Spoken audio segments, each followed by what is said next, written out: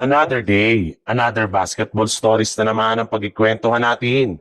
At ngayon nga yung balitang bagong player ng Los Angeles Lakers sa tambalitang pagkuha ng Golden State Warriors sa kanilang bagong center. Kumpirmado na nga na bagamat man nga nagagawa ng Los Angeles Lakers na makakuha ng impressive na panalo sa kanilang mga nakalipas na laro, ay plano pa rin nga nila ng kanilang front office na gumawa ng isang trade ngayong season. Napatunayan na nga na hindi nila kayang sumabay sa physikalidad ng mga championship contender ngayong season. May ilang mga players na rin naman nga nila na hindi talaga umaambag sa kanilang mga nakalipas na laro na siyang balak nilang gamitin bilang trade offer sa ibang kupunan sa kanilang kakausapin sa mga susunod na linggo.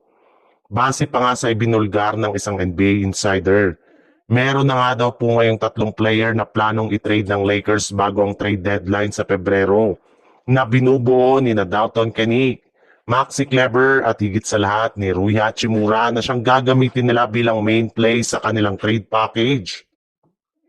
Ipinang-offer na rin naman nga nila ang mga ito ng mga nagdaang linggo sa iba't ibang mga team para makakuha lamang ng isang bagong 3-and-D players na siyang pinaka-target nilang makuha ngayong season.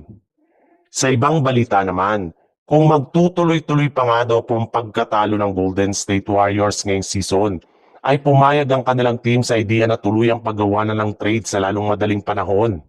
Sa katunayan, base nga sa ibinulgar ng isang NBA insider, bukas pa rin nga daw ang pintuan ng Warriors para i-trade si Kuminga sa kupunan ng Dallas Mavericks upang makuha ang matagal na nilang target na si Daniel Gafford na available pa rin nga sa trade market.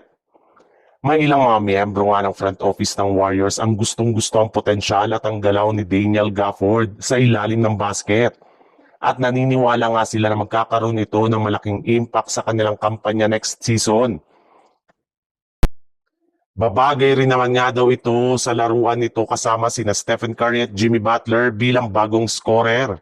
Sobra rin naman nga daw itong mapagkakatiwalaan pagdating sa pagtatala ng puntos at magagawa nga nila yan kung sakasakali mang i-offer nila sa Dallas Mavericks sina Jonathan Kuminga at Brandon Podziemski.